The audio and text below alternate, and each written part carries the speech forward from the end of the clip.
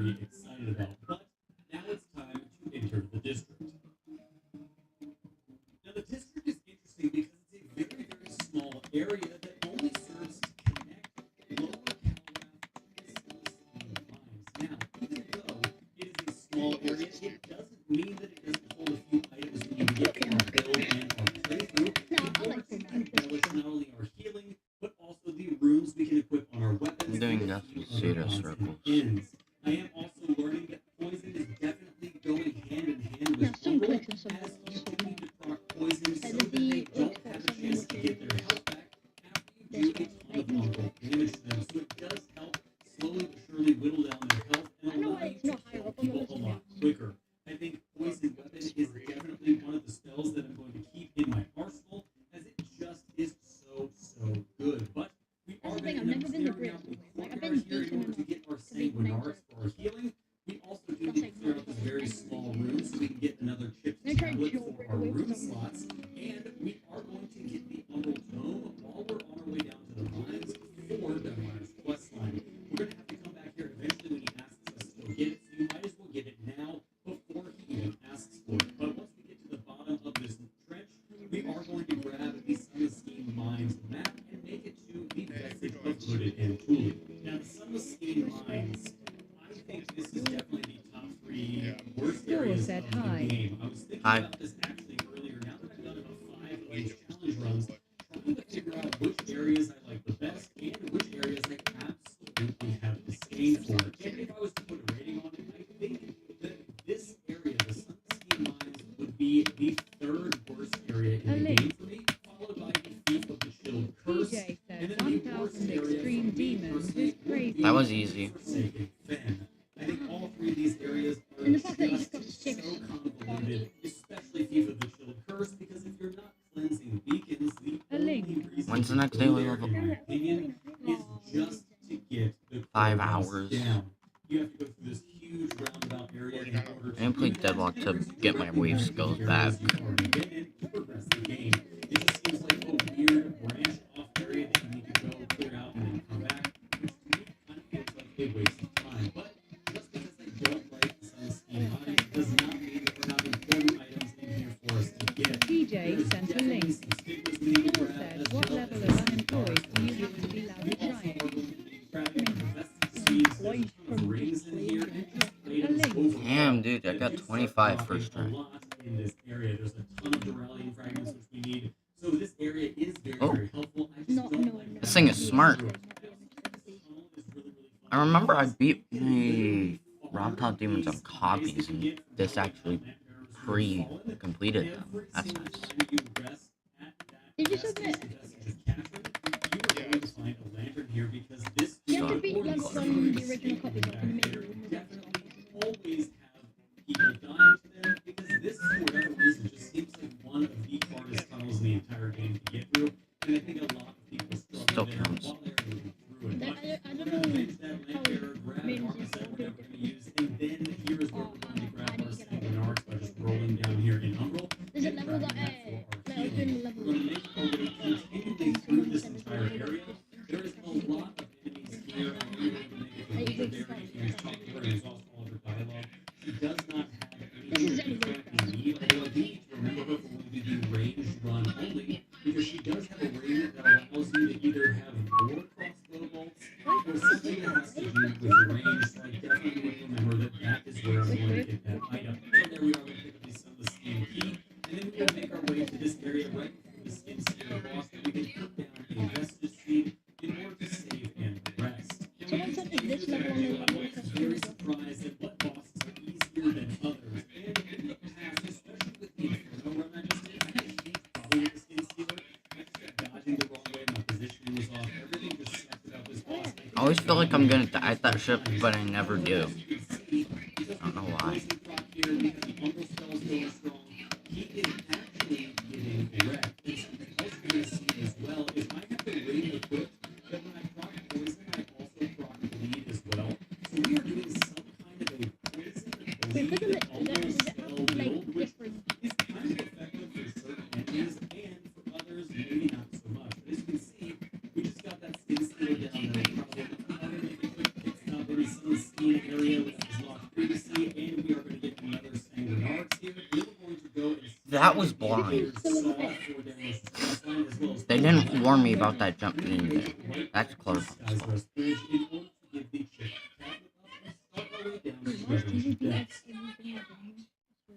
Now the crazy thing about Rebel is that That was fun, man.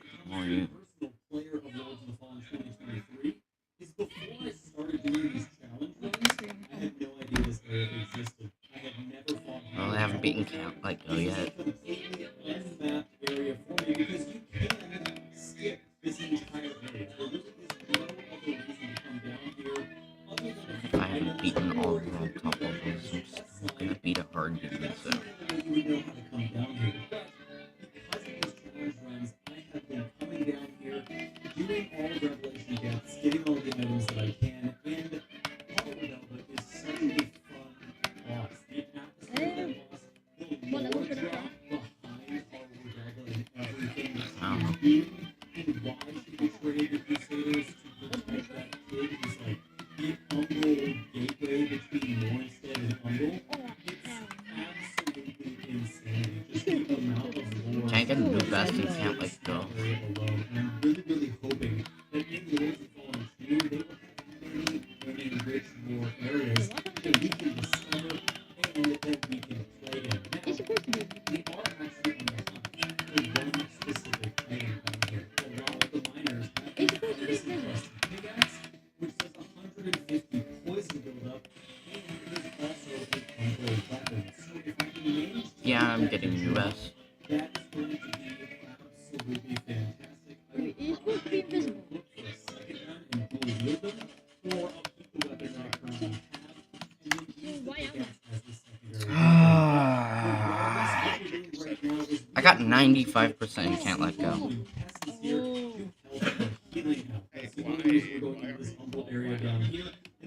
because I was doing it.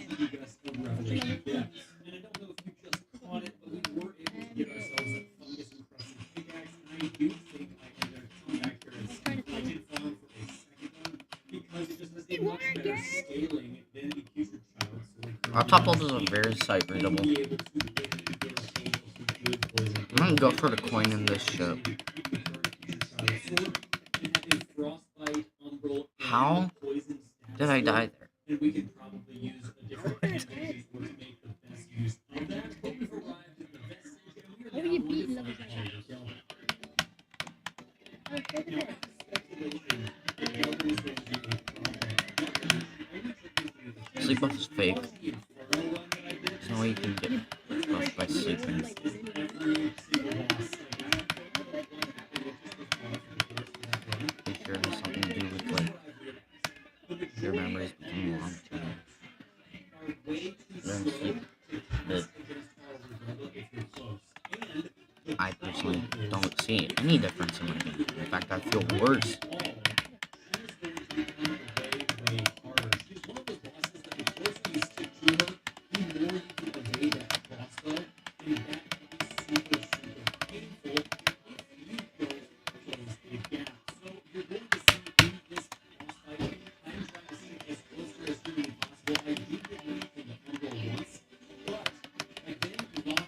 Why is that so fun? Using these melee attacks and dodging her sword.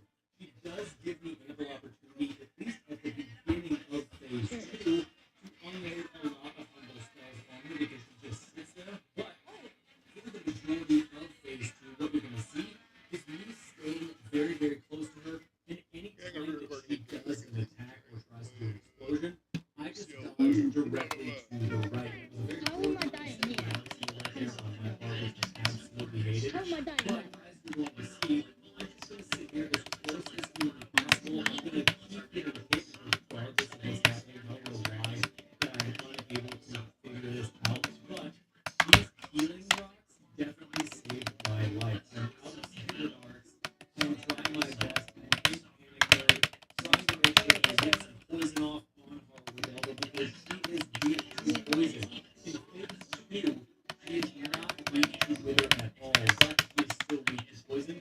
So I was really Not doing with this bullshit. Case, when I get that poison proc on her, and I'm able to survive the barrage that she was giving me.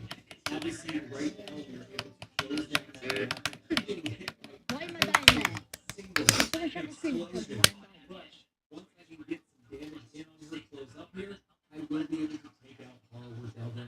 we will go ahead and grab her stigma and then get the Why heck am out I of dying here? Revelation Why? depths. Why am I dying here? What? What? Why am I even dying then? God. Oh, thank God. I didn't verify the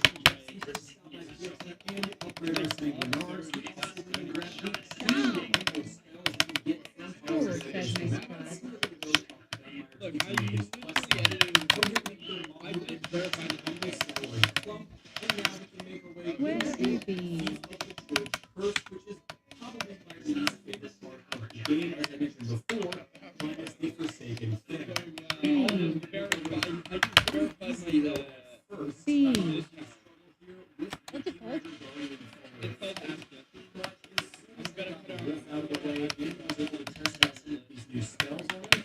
We absolutely crushed. I didn't have to Umbrel once, but these new spells are really a lot of damage. I'm starting to see the light at the end of the tunnel when it comes to Umbrel I'm gonna builds. try that level Once we defeated him, Big Spoon said hello.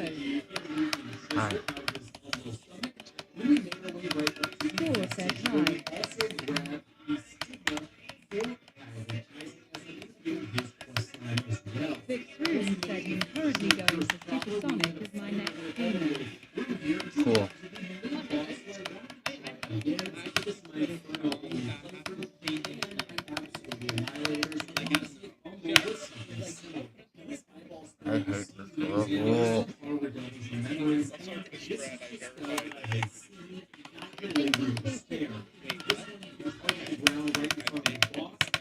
I hate this level.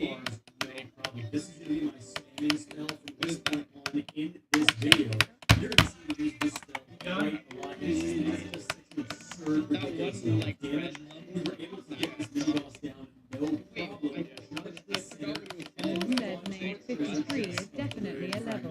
and our Sanguinards. We're going to go ahead and open up the gate here so we can continue on through Field of the Chilled Curse and make our way up past where Andreas throws the stone at us and talk to Drustin. We are also doing Drustin's quest line here, as it's going to go hand in hand with what we are doing. Pretty much going to have a very NPC heavy quest playthrough here because we are doing quite a lot of these NPC quest lines for these parts of them as we need them for the Umbral ending. We are going to pick up Pestilent Blade as well and continue to run I all don't the think way I up beat until we like get an to the next ultimate seedling spot as a nice halfway point. From here, we're going to pick up another Putrid Child sword, take out some Umbral heads here in the courtyard quite easily with this What's the amazing spell we're using from Harvard Delta. Then we are going to make our way through the next portion of the game so we can run up to the Vestige. Once we get to the Vestige in Moab, it's time to talk to Amir for his quest line. And then we need to go before doing the crow fight and make sure we have every quest line done up until the point we need to have it done because the That's right, crow is a lot bitch. again.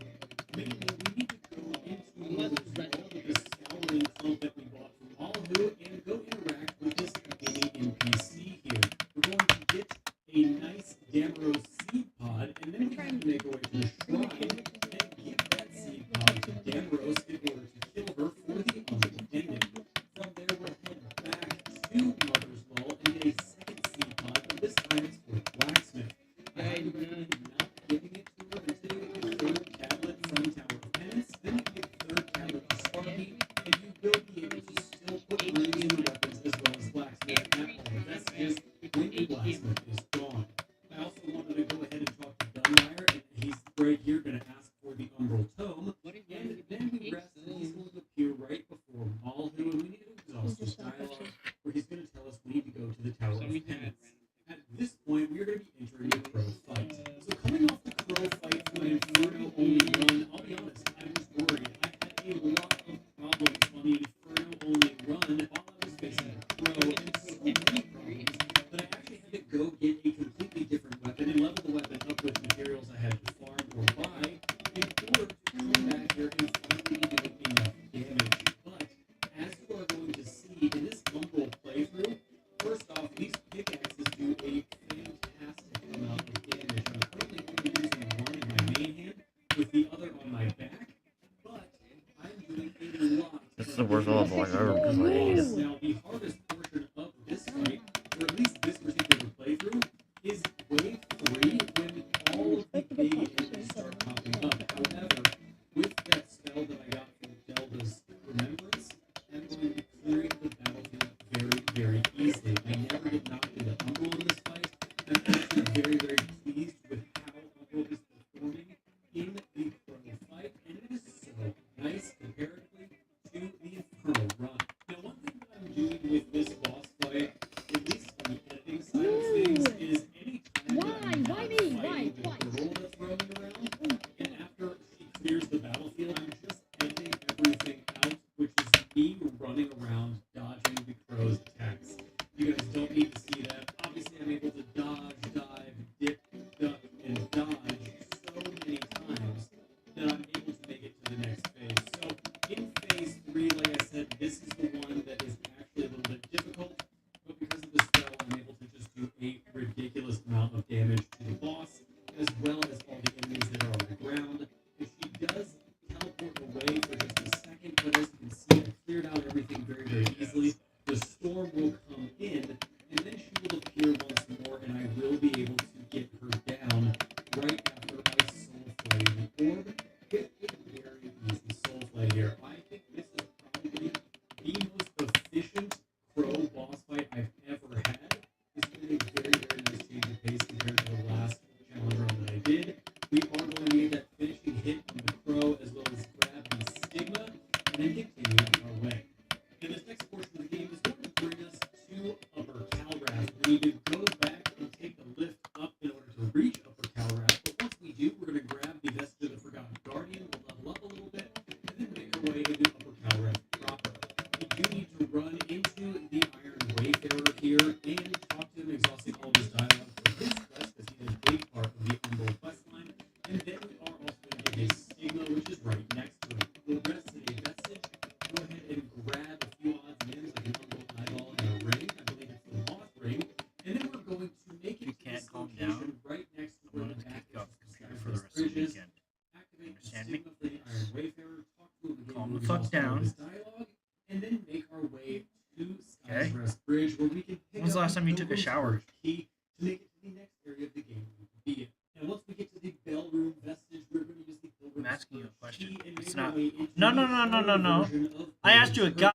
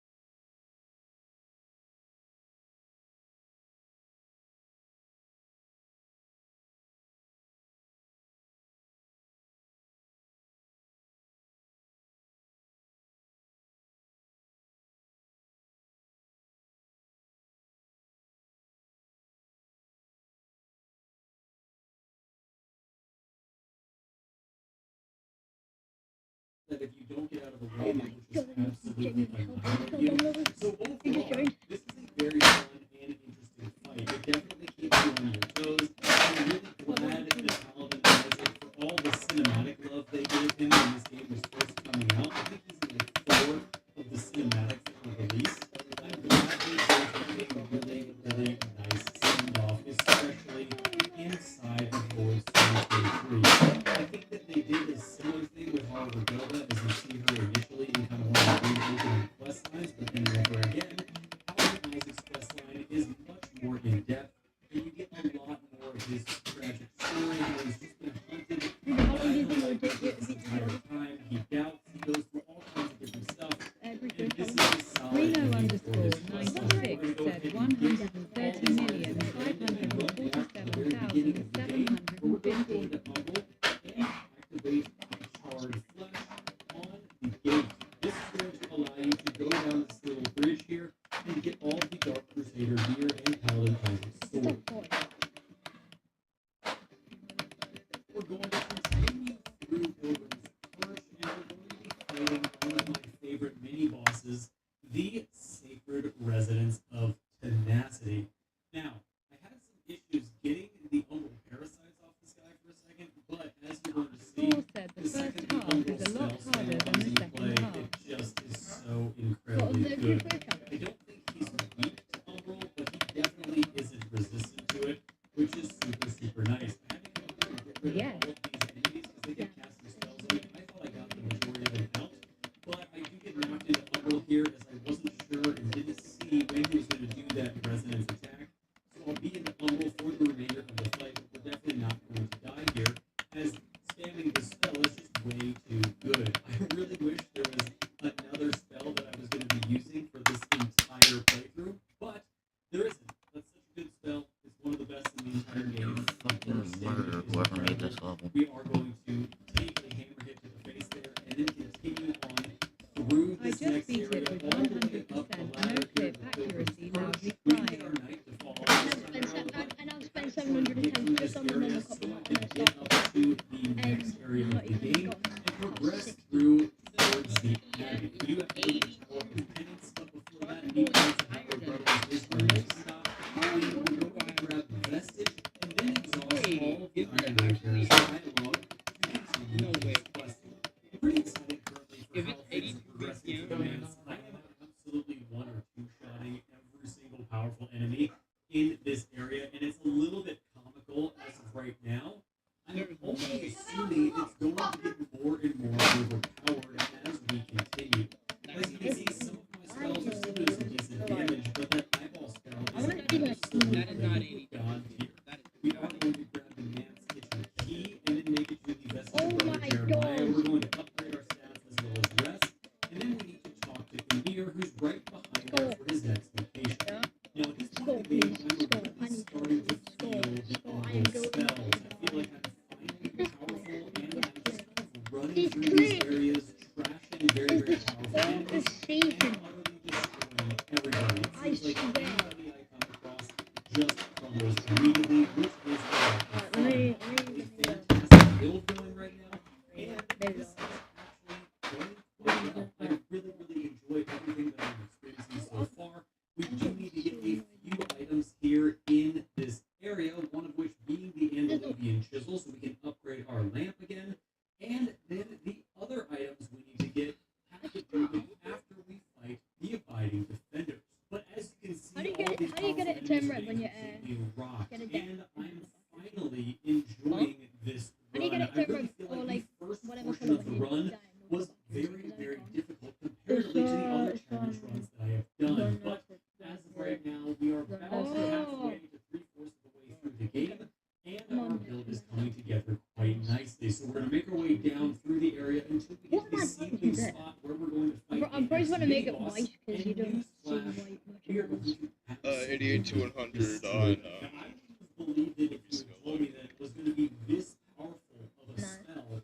Wait, when what's you one? told me I was going to be fighting 88 this kilometers. boss. However, 88. it just blows them away. Like, Pretty I have never seen Yeah, I just a died 9 spell times. God, do that was this, and the area I missed of effect the that last you get for launching all 6 of these eyes onto the ground is pretty ridiculous. Now, here I'm going to Umbral, Most of my deaths are at the start. miscalculated and didn't cast correctly, but as you can There's see, like a it made couple difference spots because where we you can, like, completely rocked die. out. Yeah. And we went Or to in the seedling center, tests. like it's mostly To the Abbey for a versus second, but put down seedlings so we can go into the tower. Alright, I just got 5 deaths. I just got 5 deaths. That's pretty good. Now, I'll be honest, I Yeah, wasn't okay. sure how this fight was going to go, only because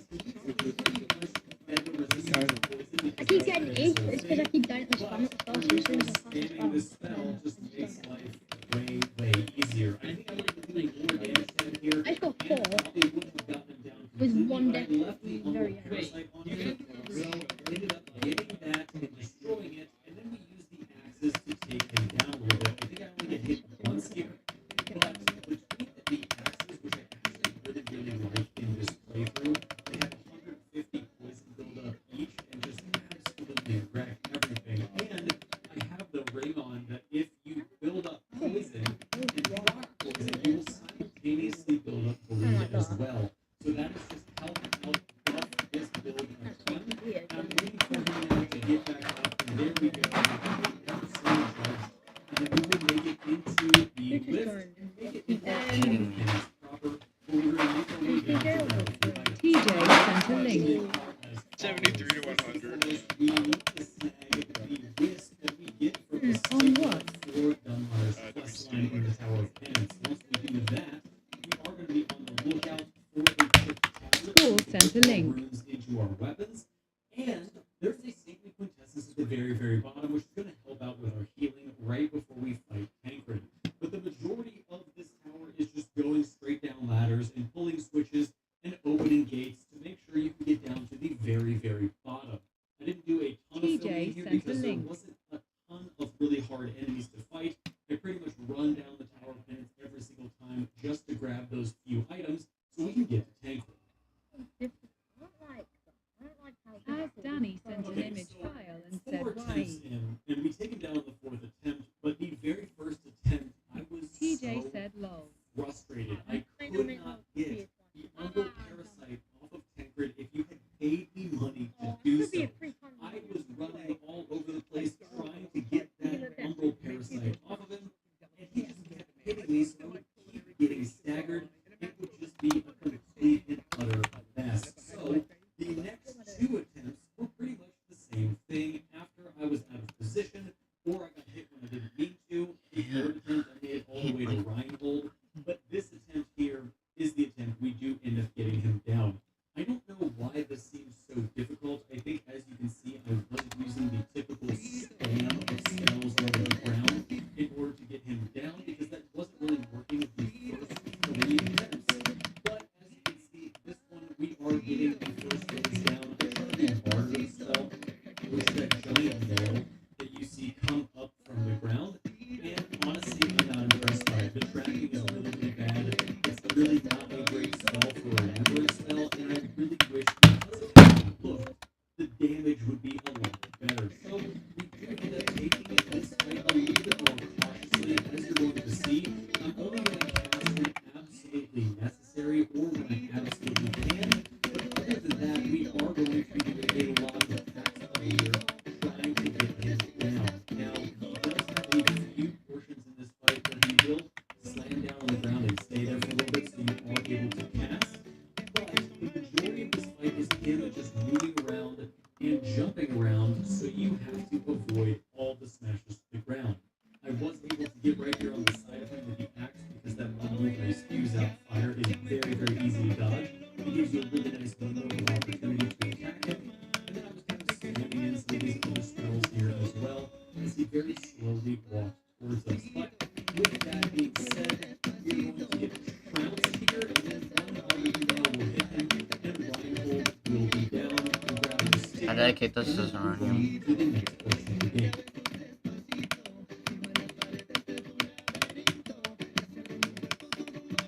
Woo!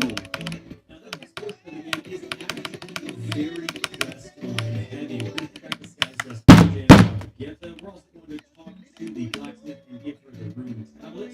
And then we will continue on and talk to Dunmire, give him the wisp, and continue his questline. We're then going to meet Dunmire in the mines at this location, at which point we need to head into Mother's Wall after grabbing Dunmire's item and find him absolutely insane, talking to the putrid mother. Upon doing that, we're going to head back to the mines, backtrack a little bit,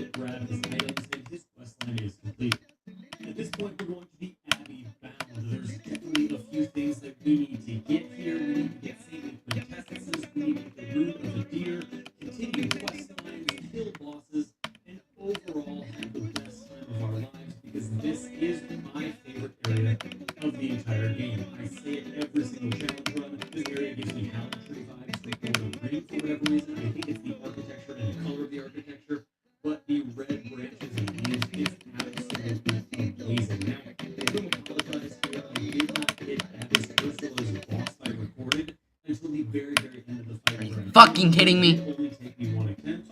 You're just going to have to trust me. For me, 100% honesty, first portion of the Abby went quite well. I was slaying all the enemies very, very easily, taking everybody down. But the second that I got to this point you're seeing here on the screen, I died probably 5 or 6 times trying to get through all of these very hard to kill. I dedicate this to Vortrax. It was a huge pain, so I ended up just running all the way through to the ceiling spot, where we could then go and get the Rune of the Deer and fight the Huntress. Now, here's the deal with this fight. I know in all of my challenge runs, they always say that there's no summons allowed.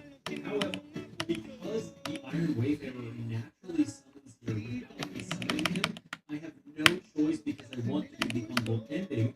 He has to win this fight and he has to help me kill the Huntress. And because of that, you're going to see that we just absolutely decimate her. These challenge runs would be completely easy if I was using summons on any one of these boss fights. Luckily, this fight goes by quite quickly, so we can grab our Sacred Quintessence, a few large Duralium shards, and move on to the next portion of the game, which is the lift process to get up to the first vestige and head into the Empyrean. Now, the Empyrean exists for one reason only, and that's for you to cleanse the beacon that is here. However, we're not cleansing any beacons, so technically, we don't even have to come here. Although we are going to kill the Judge Cleric boss, we are going to grab a Stigma as well as the Stanley Quintessence and the key to open up the boss fight.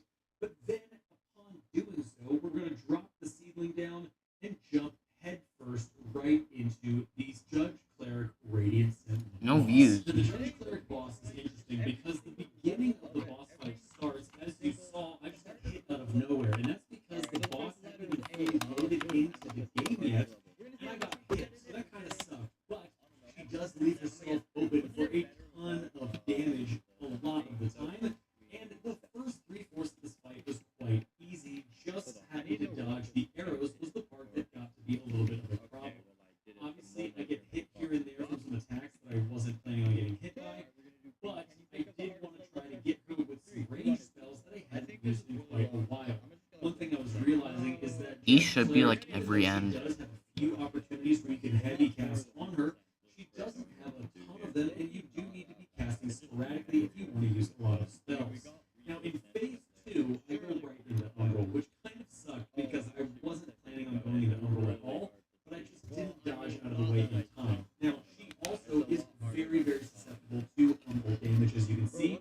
We already have her half rose down, which is incredible, but then this portion of the boss fight is super, super annoying because you have to kite her around and roll away from all these fire spikes on the ground in order to actually do any damage to her. So typically, I just walk away and wait for the stage to be done. And just like that, with the power of a little bit of editing, that stage is done because it's pretty much just a killing phase of the boss. We can't really do anything, but as you can see here, we're able to get in nice and close. I've also noticed as well, these axes, or this mushroom-covered pickaxe, without a poison weapon on it, is not that crazy good. Also, I've never seen that move before in my life. I've never seen her do that at all.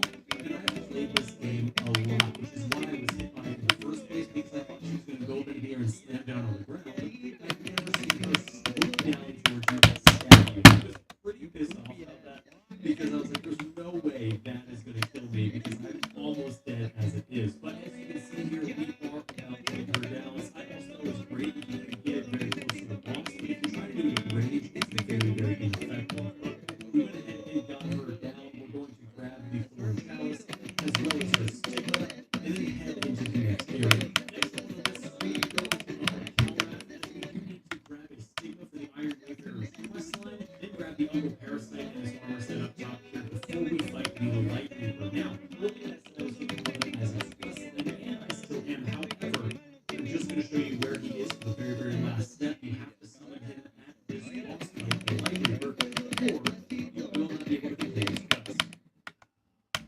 Okay, so the Light Reaper I thought was going to take a lot longer than he initially did. This is always a boss in this game that I really am worried about constantly. His moveset is very, very good, however, it is very challenging. And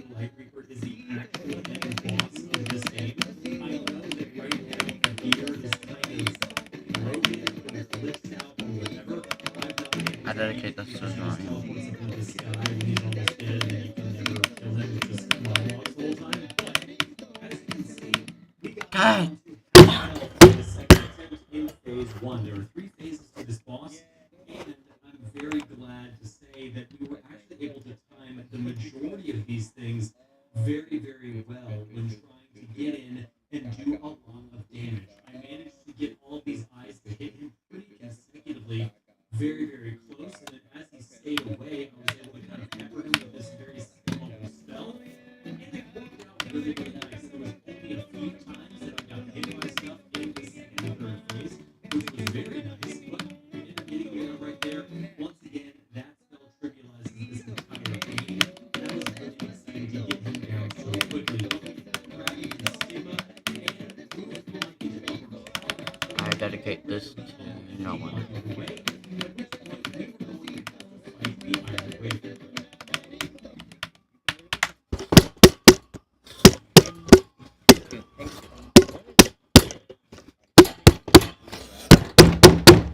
This fight is quickly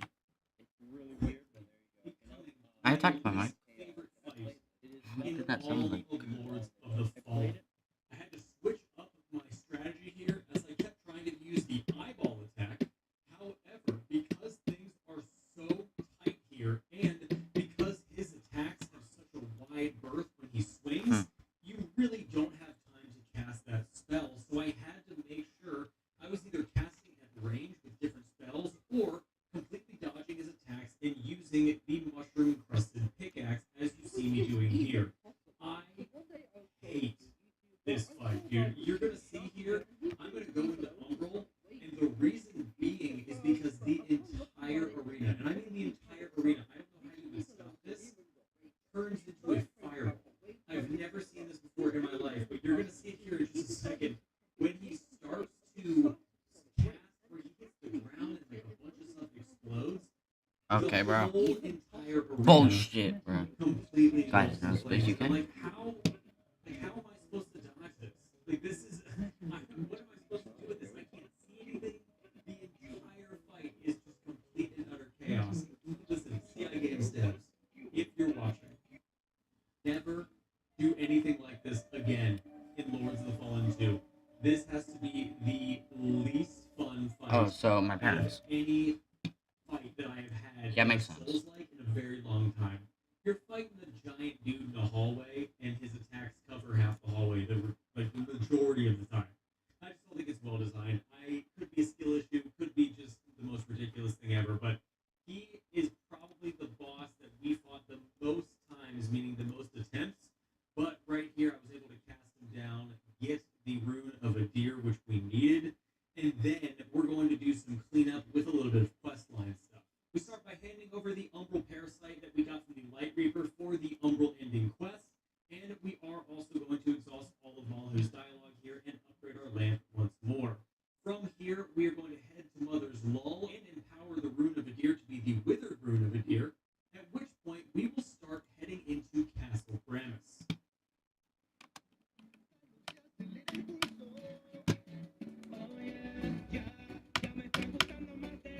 Now, Castle Gramus is because just like the beginning of the game where Sky Restoration us kind of going around and doing some house cleaning things, you kind of do that at the end of the game here as well. There's definitely a few odds and ends that we need to be picking up as we make our way through Gramus Castle. We are going to pick up the Saintly Quintessence for our healing. We'll enter Gramus Castle proper where all the lava and craziness is, and then we are going to finish off the Drustin's quest line here, at least for this portion of it, by getting his Sigma as well as grabbing his gear so we can continue on the rest of Castle Gramus. We're going to pick up an Umbral Eye on our way as well Yeah! into the southern portion of Castle Gramus and really kind of just fight our way through here. This whole area actually isn't as mob dense as it used to be. It used to be absolutely insane.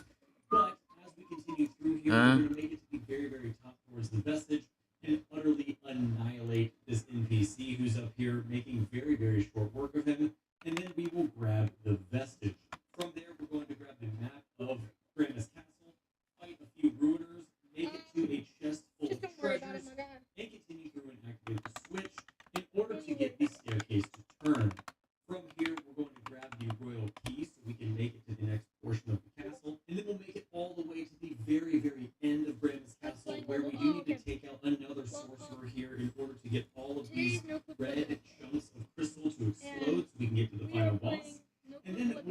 wheeling down and head into the final boss of the game. Okay, so we are fighting the Sundered Monarch here, which, if you don't know or have never seen one of my runs before, is the supposed last boss of the game. However, because we are doing the Umbral ending, there will be one more boss after this one who is much Whoa. harder. But Like, I haven't gotten gold. I get this guy down in one Done- shot. I was actually pretty impressed with myself. We're doing a ridiculous amount of damage. He is weak to bleed, and considering we have a ring on that when we proc poison, we're also going to proc bleed as well. We actually are going to get quite a lot of damage off on him very, very quickly. Also, the eyes do a ton of damage to him as well, and there are very few windows of opportunity in which to use those eyes, but you can definitely find them, and as you saw, when you do hit him, he goes down hard.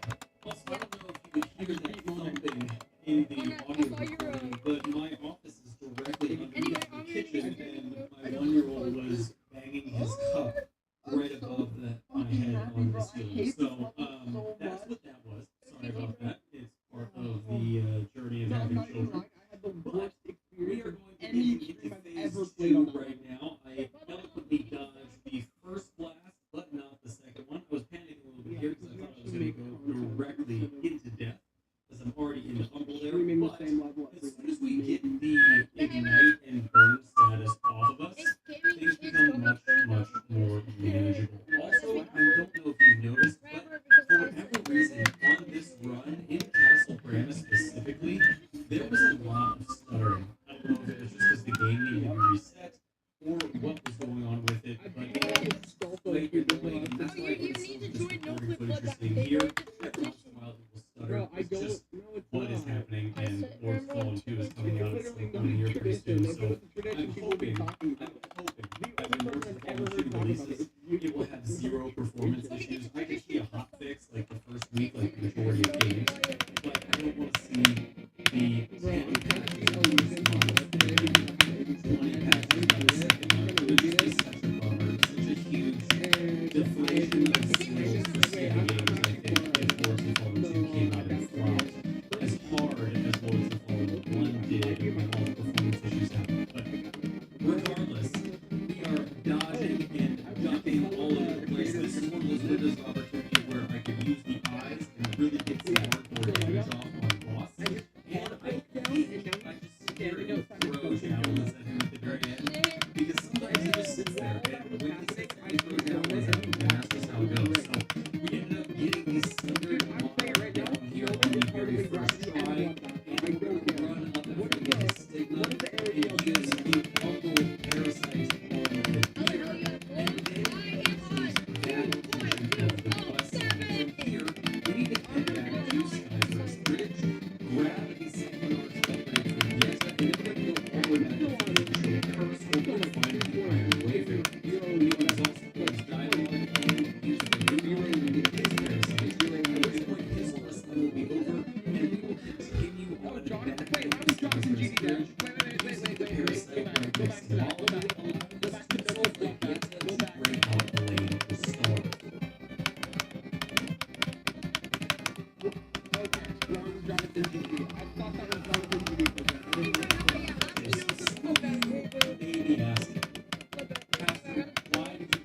I'm actually gonna try on this last part. I appreciate you asking me. So I've only ever done this boss fight one other time on a different challenge run.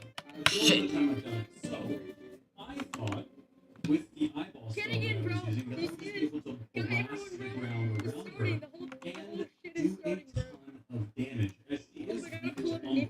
So here's what happened. She flies around and is out of that status effect the entire time. So if you use the eyeballs on the ground in front of her, they will explode, but they won't hit her. So I was much more melee heavy in this fight than I have pretty much in any other fight so far. Now, the whole goal of this fight is you fight Elaine, and then she separates, you need to fight the Phantom Elaine until you can get that Elaine all the way down, and then you'll be able to perform a Grievous Strike on the main Elaine, and you need to do that 3, maybe 4 times if you run one. There is a lot going on here, and there's a lot that I had to relearn from the past time that I had done this.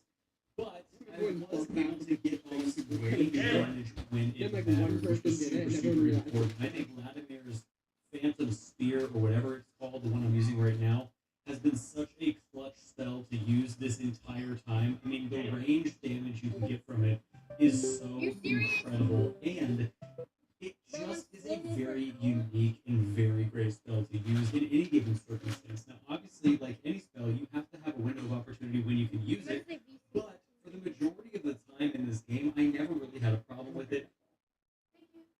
Gotta keep on and carry on.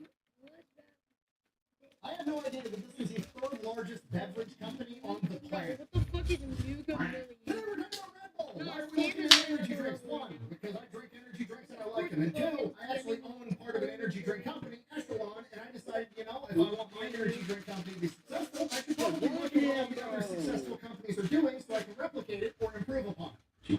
Be honest with you, I almost skipped right past Red Bull, went straight to Monster because, well, honestly, I don't really like Red Bull. I think it tastes like cough syrup. It's got way too much sugar in it. I don't like their tiny little cans. You guys have seen my life. I'm an Arizona tea-sized can kind of guy.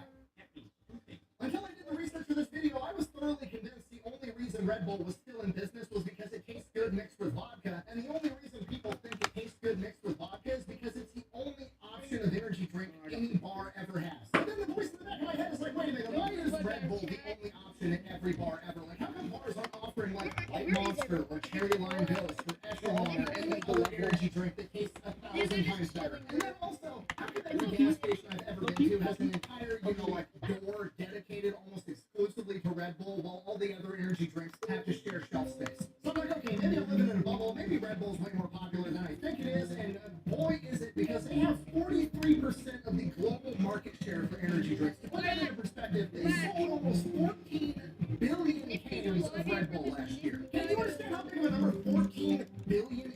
That's 200,000 tons of aluminum just for the cans alone. Yeah, that's like 440 million pounds of aluminum every single year just in Red Bull cans. Okay, I'm just yelling big numbers at this point. To put it into perspective, the Iowa-class battleships, the biggest battleship America's ever created, is 57,000 tons. You're putting out Red Bull cans equivalent to 4 of the largest battleships ever fucking made every single year. So yeah, they're way more popular than I thought, and we're gonna get into it right after word from our sponsor. This video is brought to you by Henson's Shaving. Hey, look, they sponsored the channel before, and every single time I get comments, why is the guy with the beard recommending a shaving product? Okay, I have to separate the face hair from the chest hair at some point. Okay, there is some amount of shaving going on, and for that shaving, I use Henson's. Why? Because they sent me one for free 3 years ago and paid me a bunch of money to do ads for them. Obviously, you weren't expecting the YouTuber to be upfront about it, were you?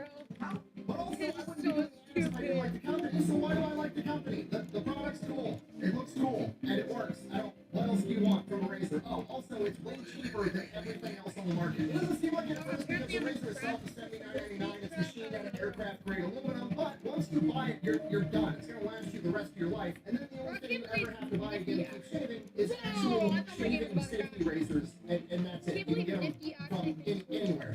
All the safety razors fit. You don't have to buy their special proprietary ones, and it's like one box is $5, and it's lasted me 3 years. I haven't even got through my first box yet. Every other shaving company is like, oh, we buy our special handle, and then we have these click cartridges that go on top. And on the click cartridge, there's 17 different smaller razor blades, and there's this gel pad that gums up after 2 fucking uses. And by the way, it's 5 cartridges. It's like $30, and will last you about a month. So you can basically spend like $30 to $40 a month on shaving stuff, or you can just party up one time, buy the thing you need, and then you can shave for the rest of your life. That's it. That's the ad. Buy none shit, buy it once, use it for the rest of your life. I'll have a link in the description down below. Back to the video. Alright, let's keep it top. 1976, Thailand. There's this guy by the name of Chaleo Yavuda. He grew up in rural Thailand as the son of a duck farmer, which I didn't know was a thing, but whatever. Anyways, he grows up and decides he doesn't want to be a duck farmer forever, so he moves down to the big city of Bangkok, the capital of Thailand. While there, he works as a bus driver and a pharmaceutical salesperson, and then eventually opens up his own pharmaceutical company called TC Pharmaceuticals. They basically import cosmetics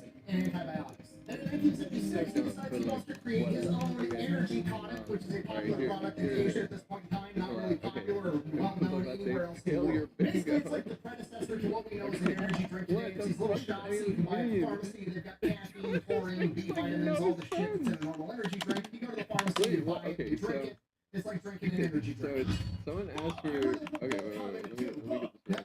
No, they did not put bull semen in the Red Bull. Okay, it's an internet myth. The whole Someone myth asked for comes from the word taurine, which is in like every energy that's a drink question ever. in the chat. Taurine refers to the word Taurus, like a bull, and everybody was mean, like, if oh, you it must mentioned the race, obviously okay, mean Holstein. give No, me it's something literally with just a the whole derivative of well, I red just said meat. it, something Okay, like that. you get taurine from eating a steak, they just extract it and they put it inside the energy drink. Okay, it's not that. Moving on. I don't know if Nago is even gonna be here. So Okay, he big just good his own, he calls it Kraken Gang, Glow, which is Thai for red boar, and a boar is like this type of bull-looking animal they have over in Thailand. It's like a Yeah, symbol there's of a strength. random And from here, he address, just and I starts don't know selling what his that product. means. He's a pharmaceutical Google rep. the It's food, it's an easy layup Maybe for him, send right? this Oh, you want to stuff. buy Okay, this just new said energy it. tonic too? Great, here you go. And he's Two selling it to all minutes, these 3 hours, pharmacies. And then he 70 decides, you know what? seconds. People that are That's shopping right. at Okay, pharmacies Cloverman don't from really Checkers need actually energy gets drinks. The you. people that need this Yes, they are look at people like my you. parents, the farmers, the people like me when I was being a bus driver. Like blue-collar people that are actually working for a living are the people that need this product. I need to market it towards them. So he starts marketing to the blue-collar workforce, and the main way he does this is by sponsoring Muay Thai fights, which is like the biggest sport in Thailand. It's like sponsoring the NFL in America. And pretty soon he goes from selling his product inside of pharmacies to selling his product in pretty much every convenience store type location. I mean, they don't really have gas stations back there in Thailand like America has gas stations, but they do like roadside mom and pop shops where you buy like food, water, drinks, stuff like that. Anything you would need, there's Kraken Gang there right by the register. Hey, it's kind of like those weird gas station water pills you see in truck stops. Hey, don't give it a look. You know exactly what I'm talking about. It's got like the one pill in the package with like a rhino charging at you and like an explosion in the background. It's like beat bigger, harder, for longer. And then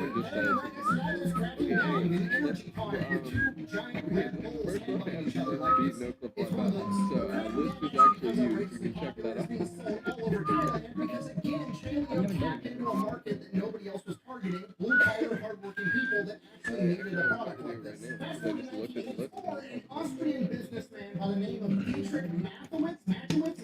Dietrich, his name's Dietrich.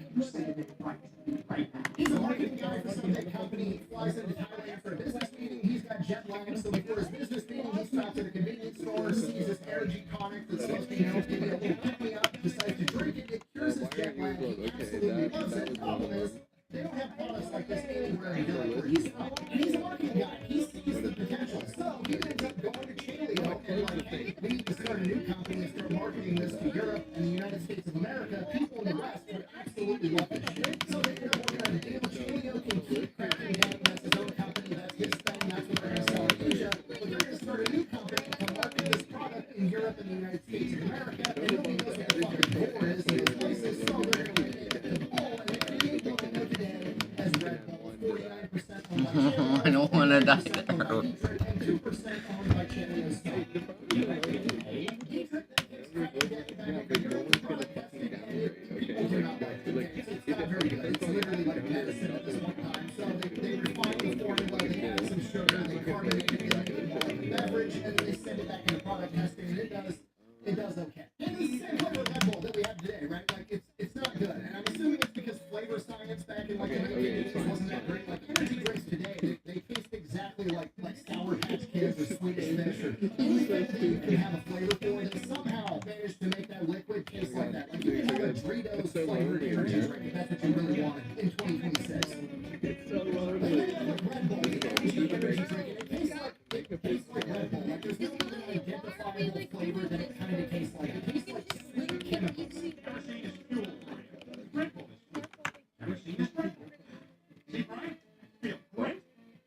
Most people, you'd be like, okay, well, let's figure out how to make it taste better so people will want to drink it. But Dietrich, being a mad genius, is like, no.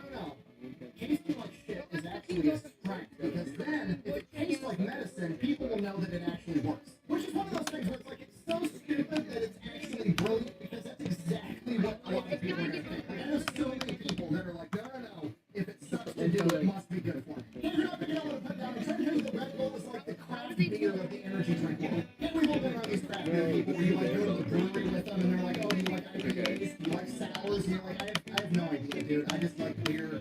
Just whatever you recommend, that's what I'll try. And then they order you what they supposedly like and they hand it to you. It doesn't even look like beer. It looks like a potion that some wizard just made with a Already like thick and this foamy is way shit. So cooler it's some than my stupid thinking like, okay, this is my favorite IPA. It's purple. Well, I You guess get I a already muffin said it house. earlier. Then you take a smell of it. It smells like grass clippings and regret. You're like, you don't want to be rude. So you try this guy's good beer and it tastes like you dissolved a pine cone and acetone.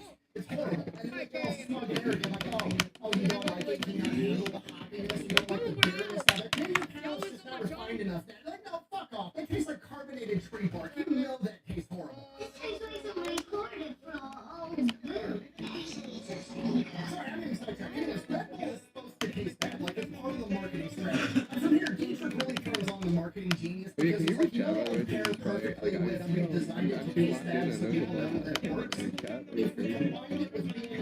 luxury product. Granny Dan was marketing, blue collar, hardworking people. It was sold for fairly cheap. So Dietrich is going to take basically a carbonated version with more sugar in the same product. He's going to put it in a slimmer, fancy, prettier can, and he's going to market it to rich people instead and jack the price through the roof. Yeah, I'm off the rails here, I'm sorry. It's IPAs. It's literally Please. a carbon copy of the IPA business model, even though Red Bull did it first. Like, literally, IPAs, you can go to the liquor store, buy a 30 rack of Busch Light, Miller Lite, Coors Light, whatever.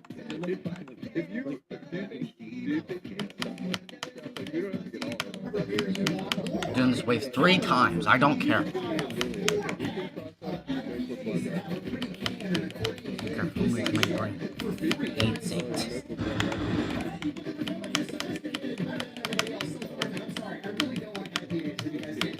Yeah, so I keep doing from 0.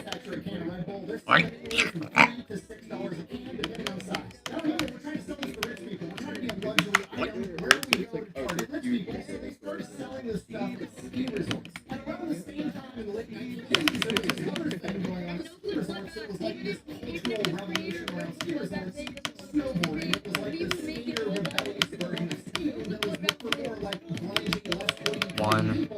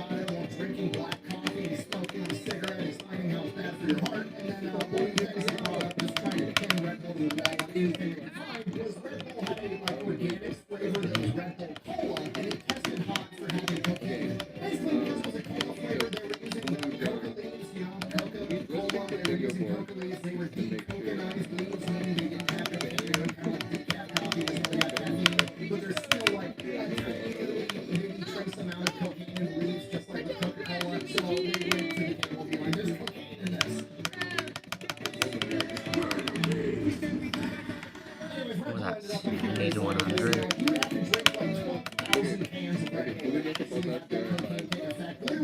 I've had this level in 2 runs. Why can't I just do it? From that level of cocaine. I believe the official wording was it was a negligible amount of cocaine, which honestly sounds like you went to court with Charlie Sheen as your lawyer. But hey, that's a great name for an energy drink flavor. Like that should be the official flavor name of Red Bull. Negligible amount of cocaine. So from here, Red Bull spends years and probably a ton of money, like hundreds of millions of dollars in courts, battling with governments. They're getting banned in different countries in Europe, then they get them unbanned, then they end up getting sued because their OG tagline was Red Bull gives you wings, and they got sued because Red Bull doesn't actually give you wings, apparently. I guess they actually ended up losing the lawsuit because the court said, well, yeah, we didn't actually think it would give us wings, but we thought it would increase our athletic performance, and they couldn't scientifically prove that drinking Red Bull increased the performance, so they ended up losing the lawsuit. Okay. But Red Bull comes out the other side bigger, stronger, more popular than ever. Look, man, I practiced the parts that I can't do, and now I'm suddenly dying to the parts I can do. Why? Why? Every bar is only allowed to sell Red Bull. Where do we go from here? We're finally ready. We're finally a big enough company. We can start doing those mainstream sporting athletic sponsorships that we were thinking about originally because we can afford it now. Not only can we go a step further, you know what's cooler than sponsoring an athletic team or sponsoring an athlete? Just buying the fucking team outright. Red Bull just starts buying entire professional sports teams. They have one of the largest and most diverse professional sport team portfolios of any other entity on the planet. They're the only company on the planet that owns 2 F1 teams. They own 6 professional soccer teams, 6 pro hockey teams. They have a pro rugby team. Like, they own everything. And then another story genius, they go a step further. Oh my god, fuck you. Sports teams in the same sport, they use one of the sports teams as like their main team with their best talent, and they use the other sports teams as like their reserve, where they train people up and get them really good and build them a fan base, and then they eventually migrate up to the top level team. And in doing this, an athlete's pretty likely to end up being like a Red Bull soccer player his entire career, or a Red Bull F1 driver his entire career. So now not only is Red Bull associated with like the team franchise, it'd be like being associated with the Indianapolis Colts. Now instead, every athlete on that team and that athlete's fan base is associated with Red Bull as well. So now Red Bull isn't just, you know, keep with the analogy, it's not just associated with like the Indianapolis Colts, now it's associated with any man. It's brilliant. They've vertically integrated everything flawlessly. So now not only are they making money selling their energy drinks, they use that money to buy professional sports teams to promote their energy drink, to sell more energy drinks, but also the professional sports teams are really good and they're making money too. Not that part. To promote their products like every other company on the planet, Red Bull really figured out how to get paid to promote their product. It's crazy. And then their social media marketing gets even crazier because they're getting paid to do that too. Look at their YouTube channel. 27 million subscribers, and every video has millions, tens of millions, if not hundreds of millions of views. And inside baseball, there's no like standard base pay for like how much money you get per view if you're big on YouTube. It depends on creator, length of video, what demographic you're in, yada yada yada. But the general rule of thumb is every million views is about $5,000. They got 164 million views on a single video. That's like $820,000 they made to promote their own product. And none of these videos come off as like just crazy people doing crazy shit. Like they're doing parkour in an airport. There's one where they're like driving a 10-ton Red Bull truck down the most dangerous road in the world. There's another one where the dude skydives from outer fucking space. Like they just associated Red Bull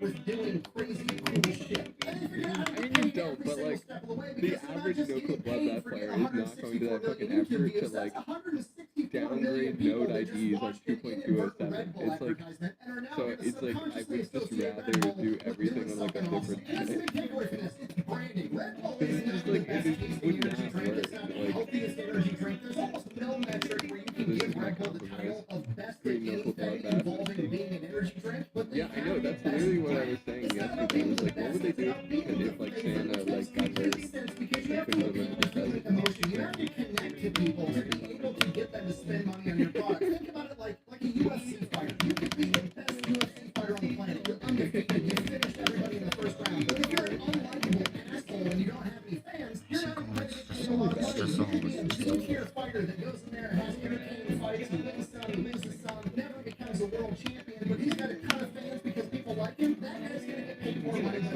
UFC because that's how it goes, because he generates more money, because he's the favorite. And Red Bull, because of their genius marketing strategy, is the favorite, and that's why they're successful. Thank you for watching. That's the sports channels. Go by Smart, maybe Drayson Echelon. All that's available over at FatElectrician.com. Fuck that. Out. I downgraded to no clip only and things not I'm gonna working. get so Well, many okay. requests to do a video on gas You, station. even if you just downgrade, you still have to downgrade node IDs on top of that. Like, it's like freaking. I don't know. It's like a process that I don't think many people are gonna do. So I'd rather wait until it just the update comes out and then we can actually get everyone there. Also, because like there's no way like mobile players can actually fucking do that. Okay.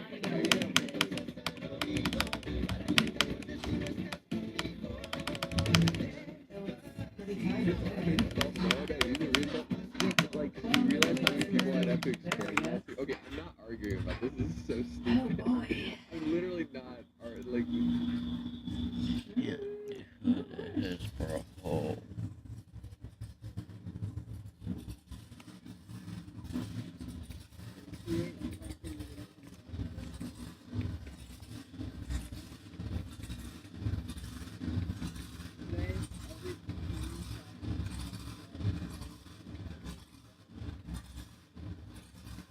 Doing a little bumper removal.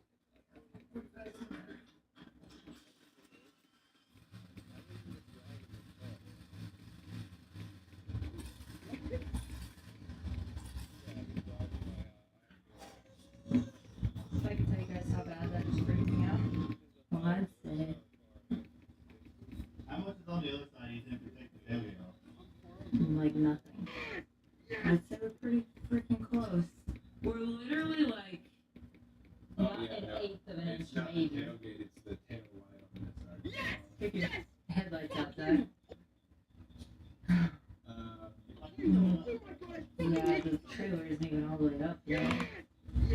Listen, looks like we're going straight into big hail. There's a chance, and then when you get closer over here, we're going to stop trying. It gets even bigger dark red. Great. I mean, at least mine already has hail damage. I already lived through one hailstorm, but baseball size hail is a different story. Is that with? Awesome. Look at my hails. Look at my tree. Hell yeah. You don't even need a phone. We usually live in here. All right, I think that should be good. Still pretty tight, but fingers crossed. Everything's strapped down good. Show me some more. Okay. That ain't going nowhere.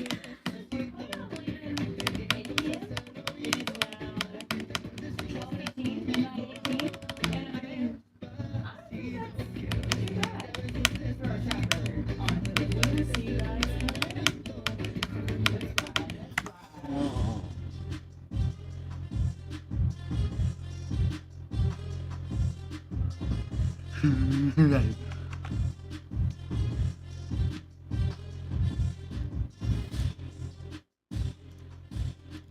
Here she is, guys. The new truck build. So if you remember last year, I got a little throttle happy, and I hit a couple walls.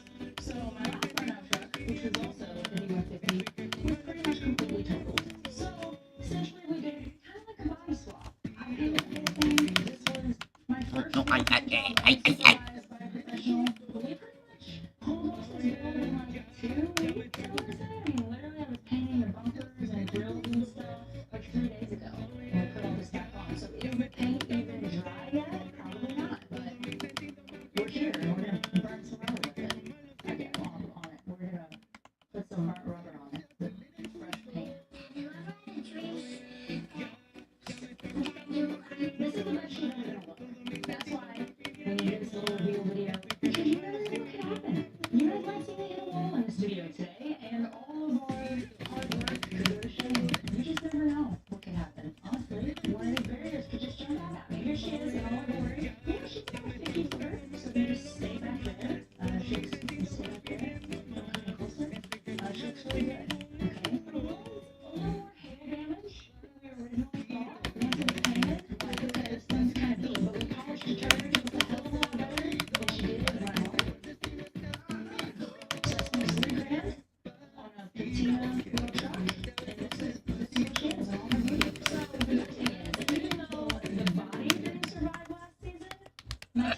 TLS did survive. So we were able to just put the same engine in it. I got my same BS 871 blower, massive top hat, Holley injectors. We did do a new Holley wiring harness, and something else I'll show you real quick in here. Upgraded to the Holley Dominator. Big screen.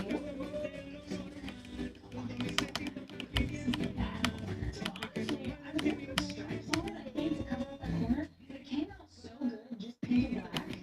That was really good. Stripes on it. Let me know if you guys have any comments. Put like some bright retro stripes on the side, or do we rock it how it is? I don't know. For this one, we'll rock it how it is. But there was a couple of little changes that we did just to make it like more enjoyable to drive. So I have electric power steering now. I don't know if you guys remember from last year, but I was going through the power steering pump. Here's basically what I do. Crank to the body weight on the steering wheel, okay? Flip to the floor, and it's just, she's cranked. 100 mile an hour wheel speed just going, and that's not good on power steering pumps, I found out. So that electric power steering now moves the engine forward, so I got a longer drive shaft, and we didn't have to do any cutting on the firewall like we did before, because it turns out that these engines weren't supposed to be in a Dodge truck. So I could be on the winning attempt right now. I wouldn't fucking know. I could be on it right now. I wouldn't know.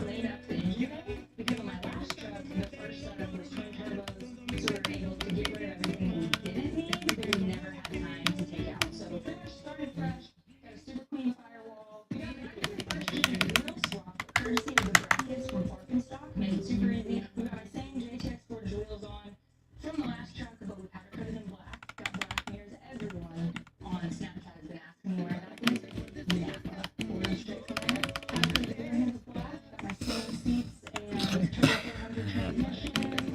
Oh, there is an extra thing on the inside that is really gonna help me this year. You see that? It's a linear light. So it's like that. So it's basically set up for as soon as my foot hits the linear, it blinds me. And as soon as I come off a little bit, it turns off. Stay off the linear, stay off the wall. It's gonna be good sitting.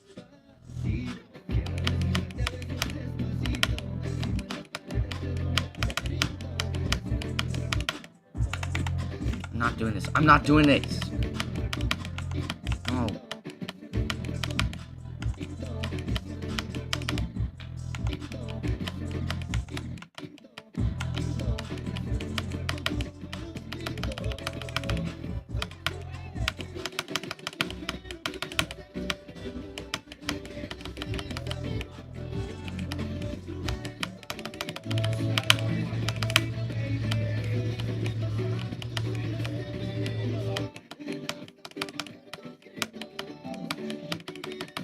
What?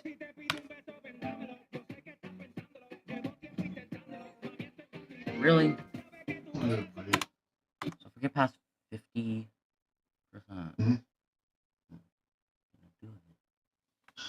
I can't pass that.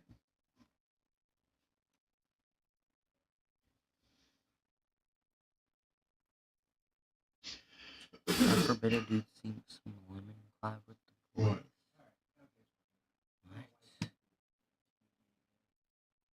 I don't know, I can hear myself.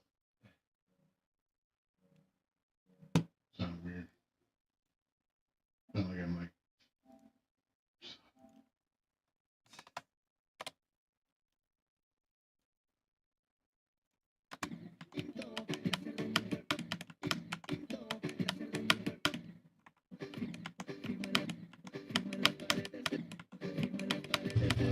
That is right on the scene. 4 different roller cars.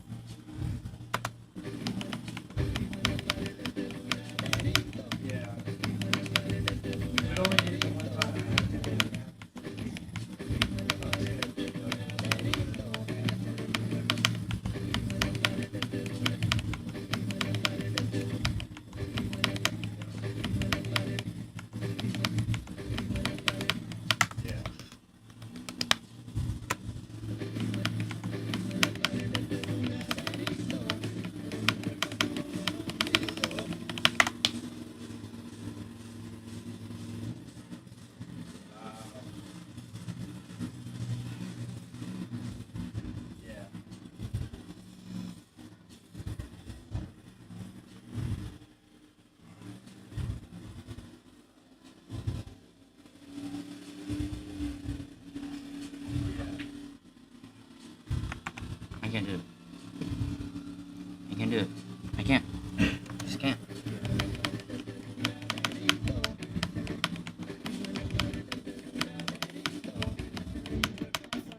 So it's impossible.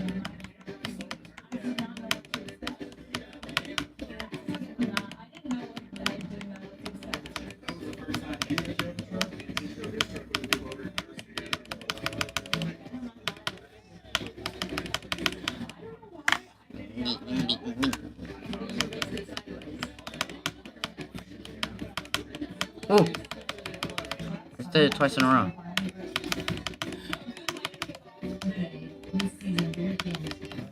The part I need practice is I can't do it there. Huh?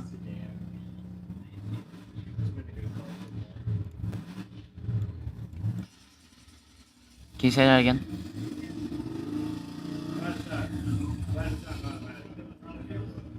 I can't hear you.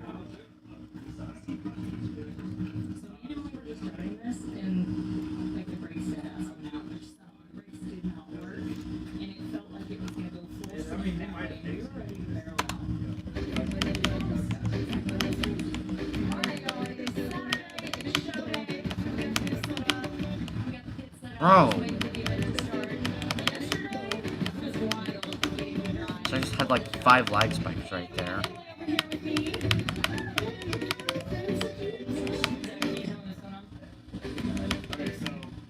Seems I need to practice that part now. Fun. Or not? This part, oh my god, I don't want to practice this.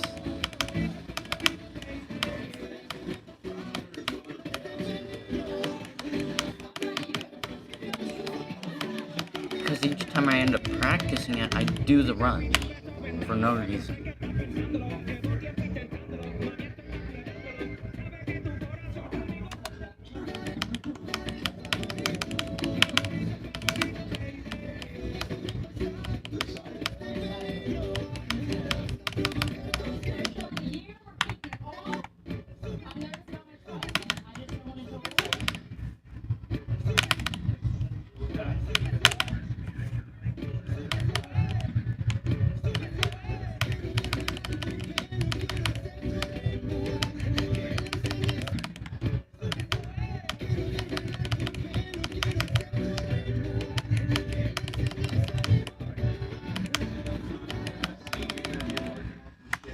Burrito.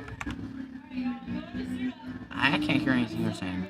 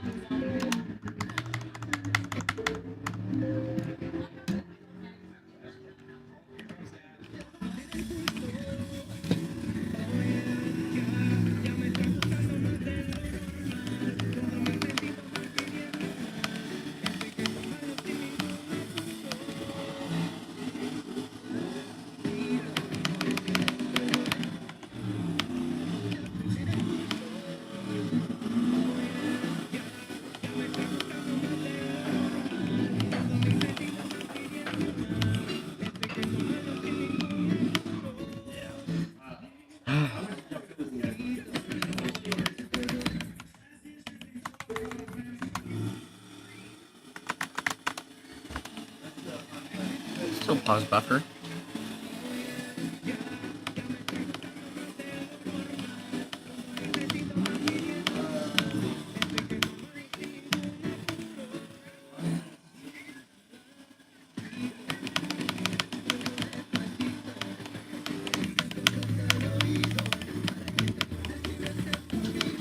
Let's see if I do to those stupid things.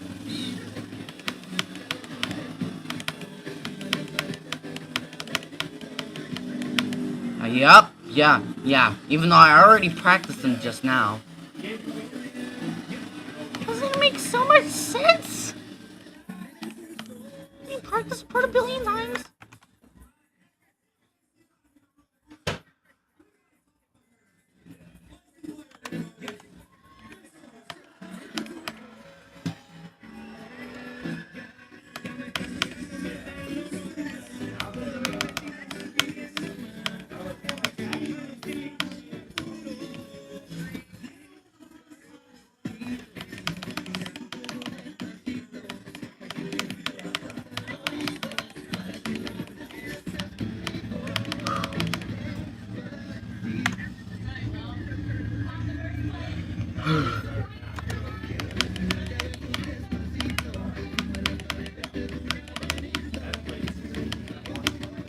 Oh, oh, oh, oh, oh.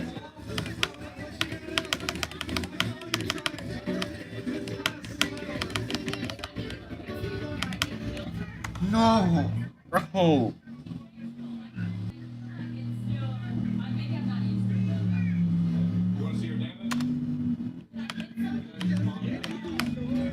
Fighting the air.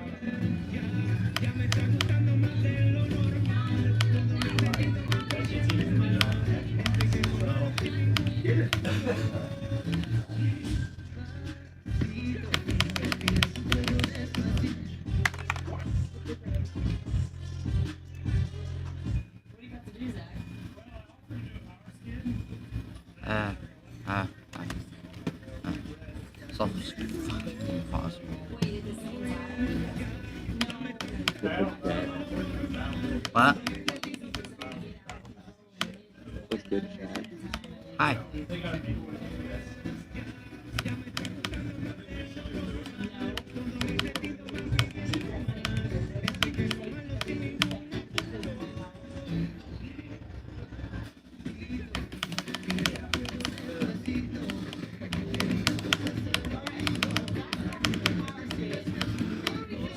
Guys, I got a first cut.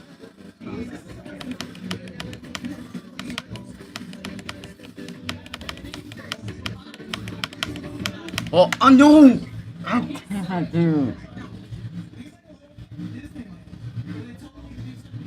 Really? Completely forgot that I literally was just still in hall.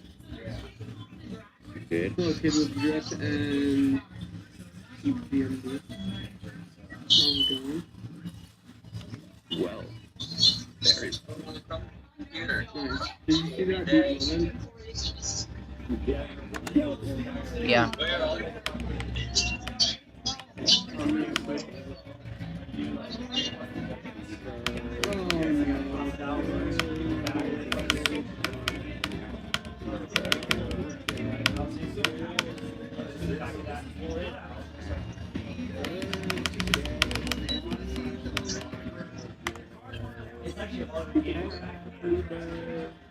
Wow.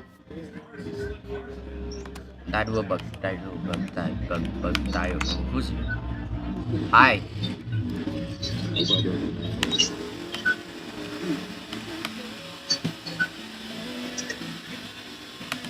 Huh.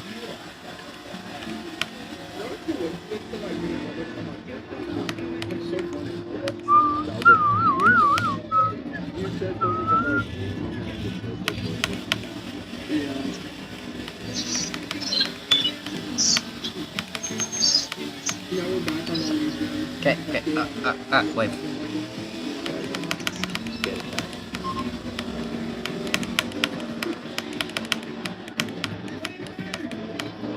Okay, second wave. Far.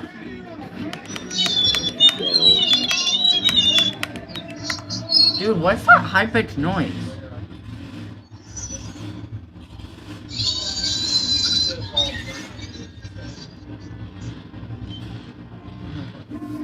It's actually hurting my head.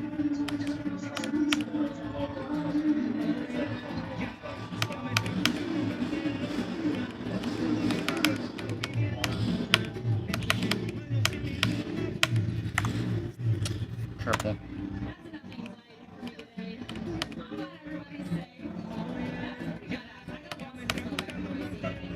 I have over 2,000 attempts in this level.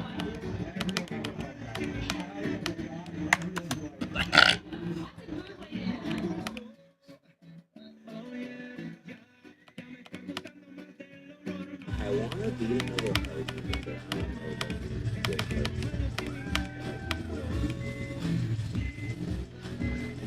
I don't know Are you decent at Wave or like solid. Are you good at consistency? Like consistency. Like when you keep saying CPS. Yeah. Like when you're not supposed to die. You should go for Doom. Like when you're about to get to the part you struggle the most. There's a argument called Doom that's like 40 seconds long. it's like mostly.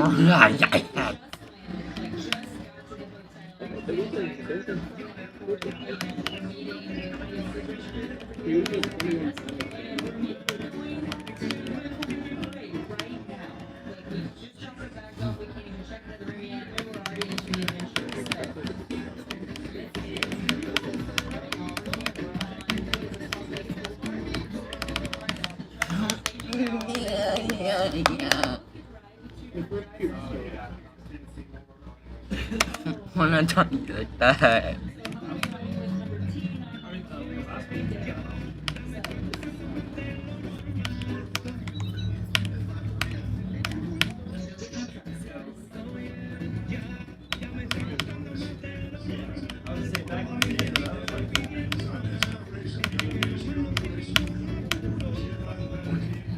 Despacito.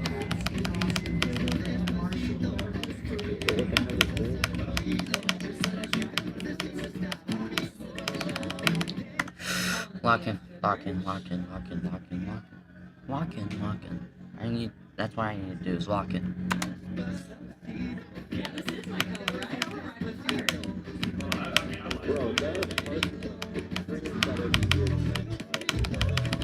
I successfully locked in.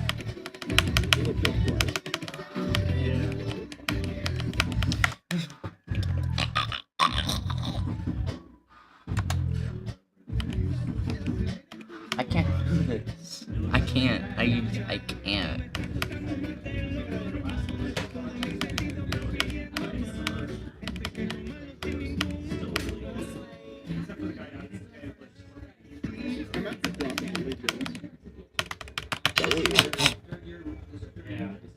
Nice.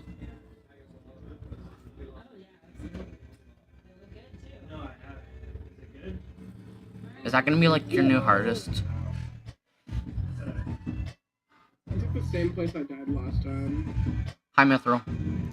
Hi, Mithril. I beat Moment. GG on Moment.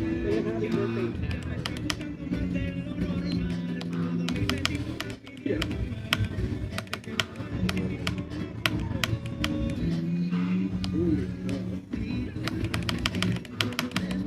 It'd be so fire if I could do Olympians today, and then do 2 extremes on my birthday, and then I could Yo, be happy birthday. I already have 70 something on it.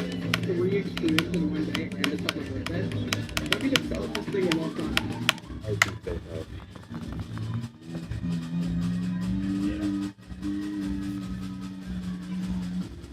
I'm like playing Moment. I'm trying to get one specific day. Moment sucks, don't play it. It's genuinely the worst extreme out there. Miwa standing in the corner. Niwa is so much better than Moment. But bro, No, once you actually put a sense into Moment, you'll realize how bad it is. It's so bad.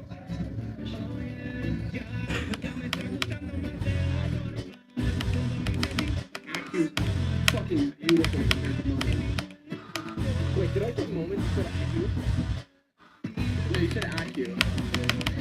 I was like, a little more compared. Like, Acu is not bad. Like what I was trying to say is playing Acu. Oh. And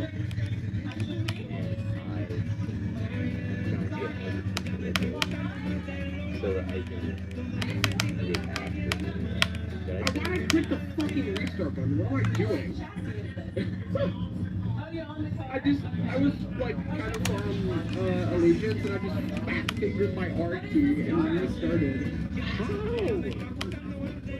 Oh, I've done that before. I have my fingers, I play, the way I have my hands when I play is I have my right hand that I play with, like where it needs to be, and then I have my left hand like sprawled out on the other side of the keyboard, and I just actively hit the R key.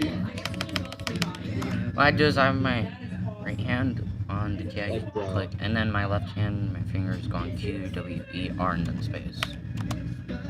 Like how I play, like I have my left arrow key, which is what I use to play, and I have my on my left hand. My little finger goes to double key. All my other fingers are hovering above the keyboard.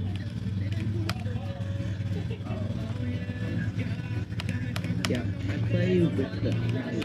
I got 58 on Legion. Yeah. Yo, do you want to hop on CS2, please? I'm so bored of GE right now.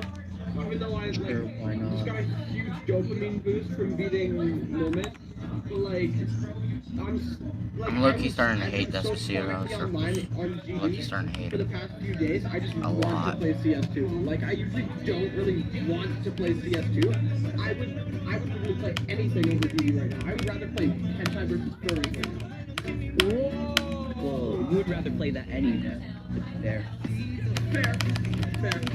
Better than GD on every occasion. Oh. GD is my You know favorite what I game. find, the thing that I find funny is that I'm constantly dogging on GD when it's my most played video game ever, and I just love it. But I just constantly dog on it. Bro, GD is basically the only game I play at this point. I feel like everybody.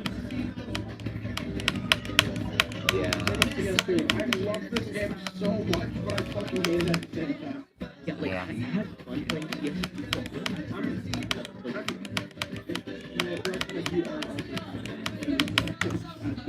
Yeah, better than my teammates. Fair. Most comp teammates are fucking octopus. Yo, on CS2, Hold on, bro. I'm waiting for the Hornswoggle. Why does it have to be? Oh my goodness. Nice. Oh wait, I almost did 60 to 100 on Accu on mobile.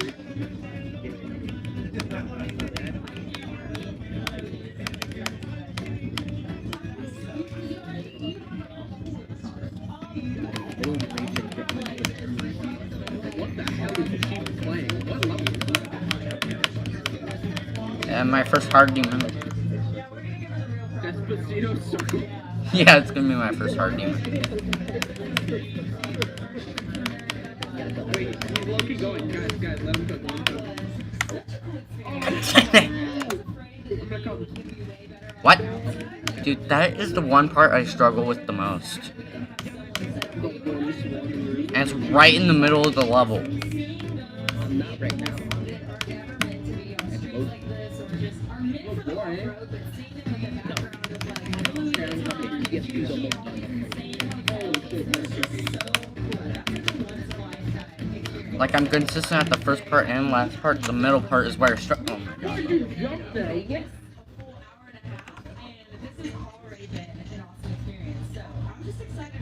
Well, it's a 97 things like that.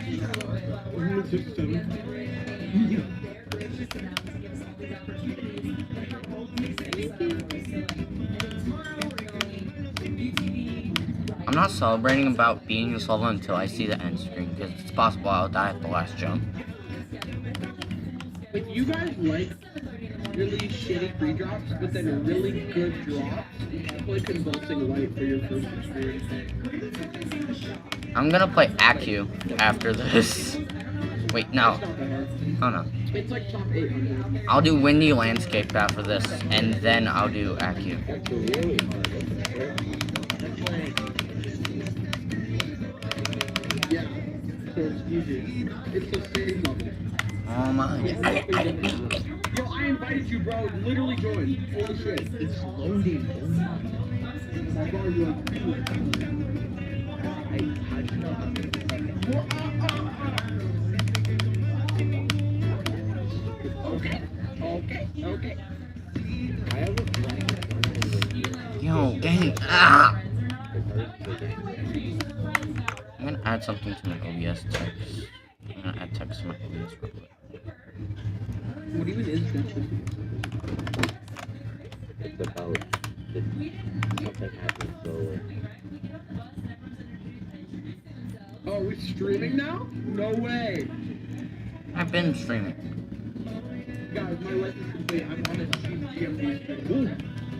By the way, cheap. Yeah? You left the go equals 60% selected, so now there's like multiple red bars across your screen. I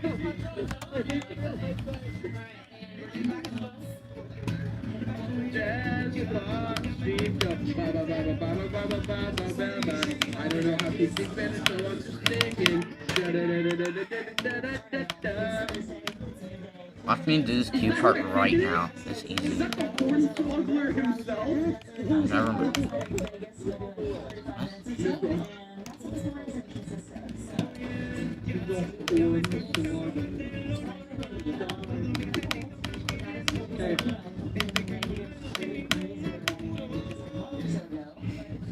Okay, I need to go more.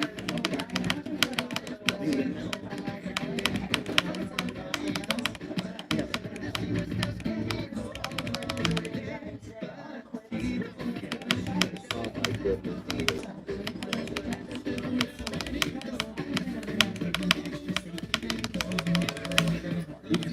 I'm at 60.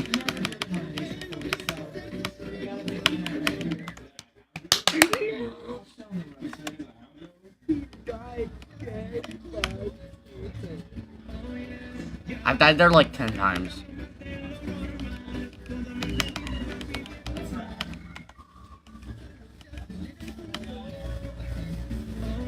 No, I'm gonna change the go.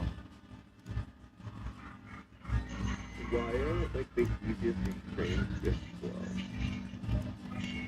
It's not even that. The easiest always slow.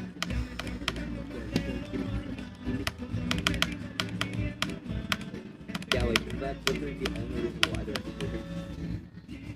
This is not preparing us for future things at all. The only difference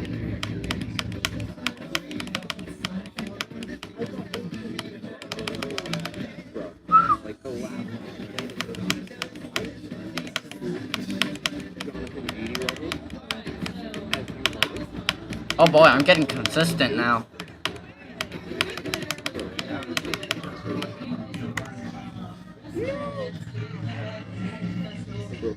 I'm done with this thing, man.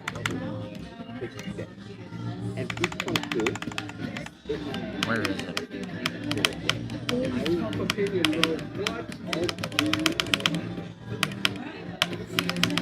You guys keep it low. You guys keep it far. No, I'm playing on a start position. Oh. Yeah, you really like pee-pee, don't you? I know a lot of people do. Who, you? Burn. Oh. Oh, you? No! I'm gonna do 63 to 100.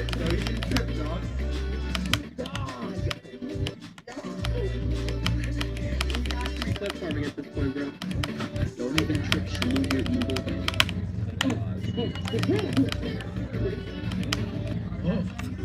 This part, man.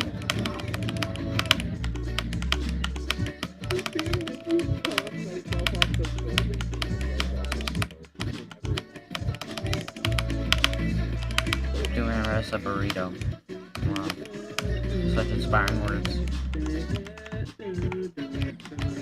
Yo. How long is this? Like 6 or 7 minutes! I don't think anyone's playing Inferno, so we're probably gonna get put into One of my old bests was 67%. Is it Vertigo? Thank you. No. Vertigo is that bad. I think Vertigo.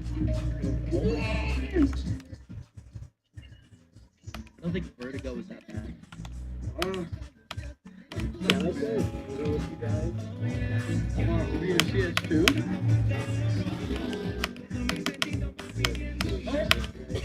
Yeah, well, we're just loading into a match, so we won't be able to play anything else for a little bit. What do you mean Ready up! Ready up! Ready up!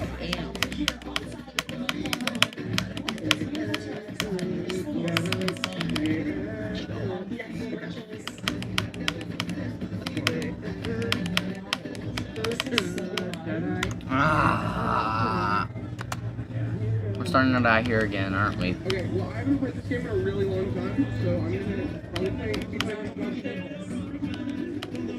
Okay.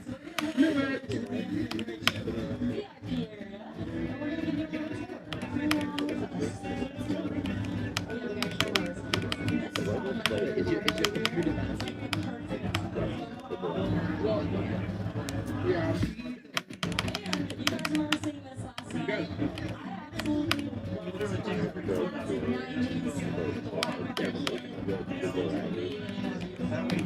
the way, for the record, if I get a competitive match, you have to unlock competitive by putting multiple hours into this game. We won't be able to play the mode that we usually play. Here, I'll look out and you go right. Like, I have a feeling I could beat it any time now. It's just...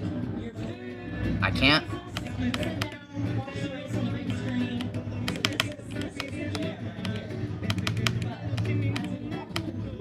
And I can't. They just walk through the smoke. Like, I both can and can't. Nice. Smoke.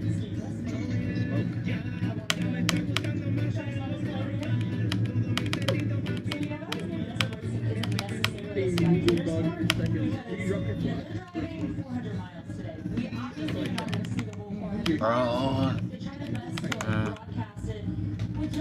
I will say for the most part, we got pretty much.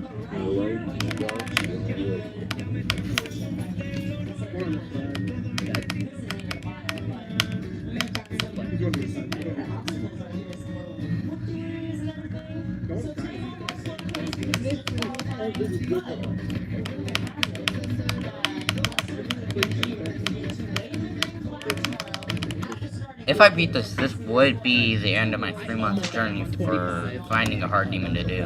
I got them to Gav. I'm gonna play the Gav against them. Oh my god. They're little pussy bitches, so they're gonna play the Gav and use their Gav against them. I love making these games. Shit? Oh no, they're off. Wait. Here, wait, watch this. Look away, you retard. That also works. Drop me off. Good shit. Fucking happy, bro. They're both going to zero. Hey, I'm gonna smoke out this side, you smoke out left. And then we'll guard building. Here, I'll guard this side, I guess. I got a grenade in there. That hatches got damage to them. Oh my. Okay, they're actually like this.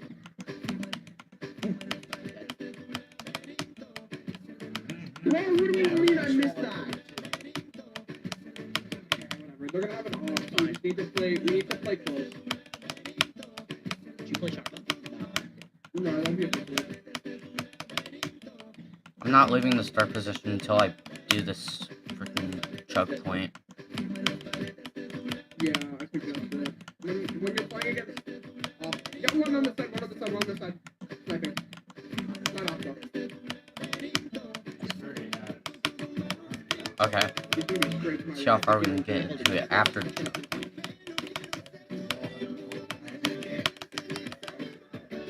Oh, they're building.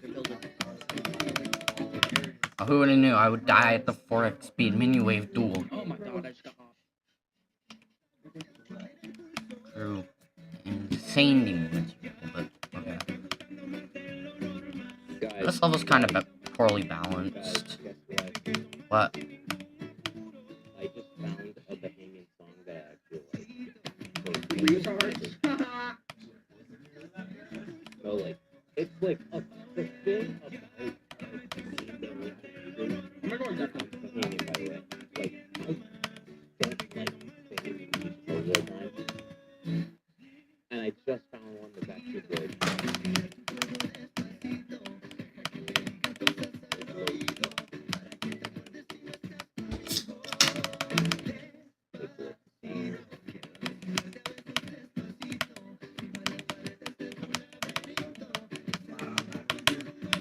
Ooh, far. What do you Far. mean?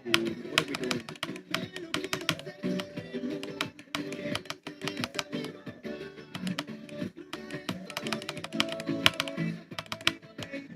No!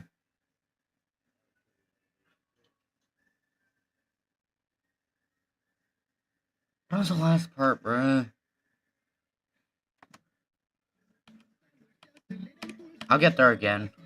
I didn't pull out his pistol. What do we do? That it Kip's part. That part's impossible. Actually, I need to practice that part.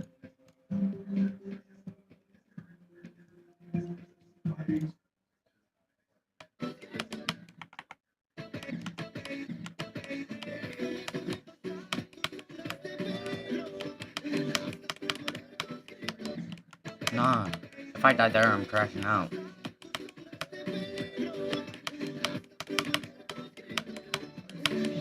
Ideally, I would get to the end like that, but apparently I'm not going to do that.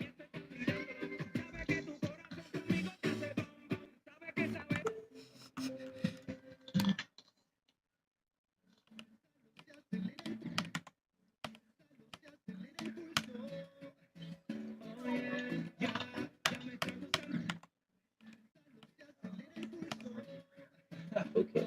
Got a job, and I found a place like 5 minutes away. So Here's how to go down. nobody else complains because they gotta drive all the way down to There. the other side of the county. I think I might have completely lost my train of thought. Was I talking about it earlier?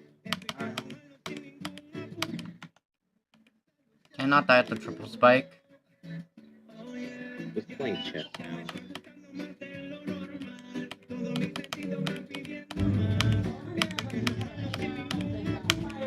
Okay.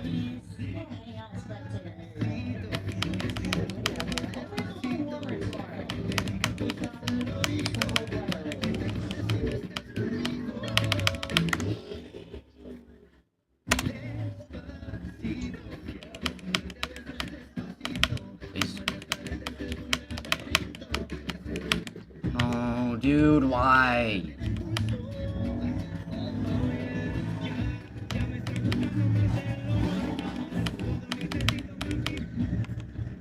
Just wait, no, but it's not as way to take of that type of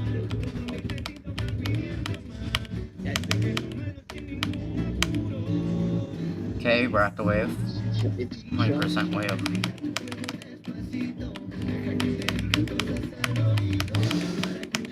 It's just like up to Bro. so I'm gonna Yeah, I love Diner. I love it. I love it. Hey, wait, don't okay, he took bang.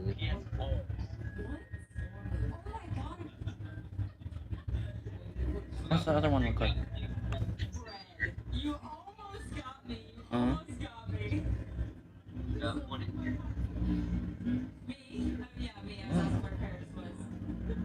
Okay, add time. Okay, so number 4, let's see, do. Can't really do anything with where we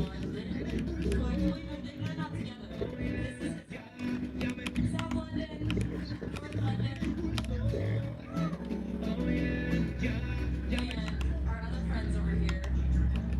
That's perpetual, so What's my dad doing?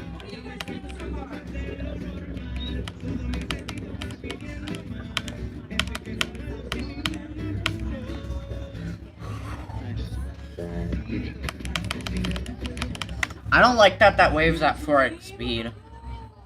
Especially because there's mini wave in it. Good shit, Mithril. What the Nice, dude. We both got the same exact TV.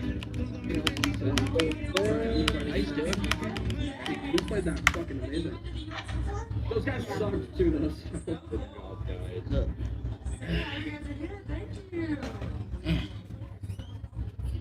Video games. It would take like 4 minutes to get to the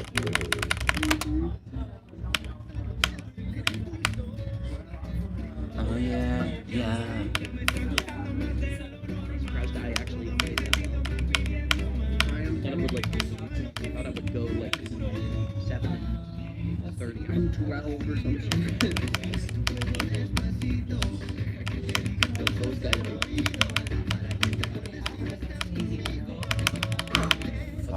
ish. And it's Inferno.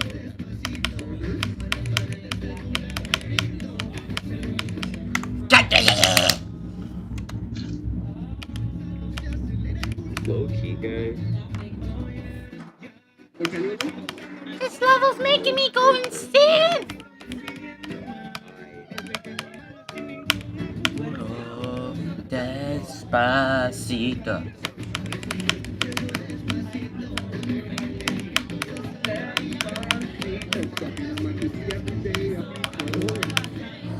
$40.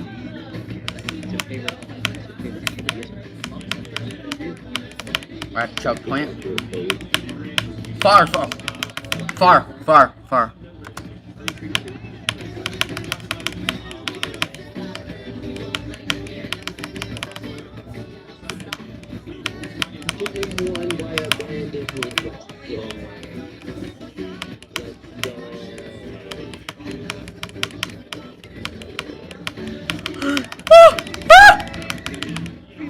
I made it! Yes! I made it!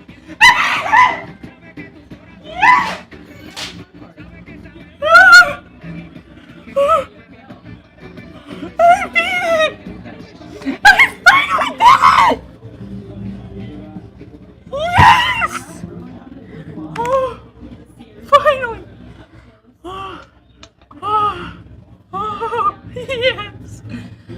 I finally beat a hard demon! Building. I'm absolutely shaking right now. Oh my god. I did it! I did it! Yes!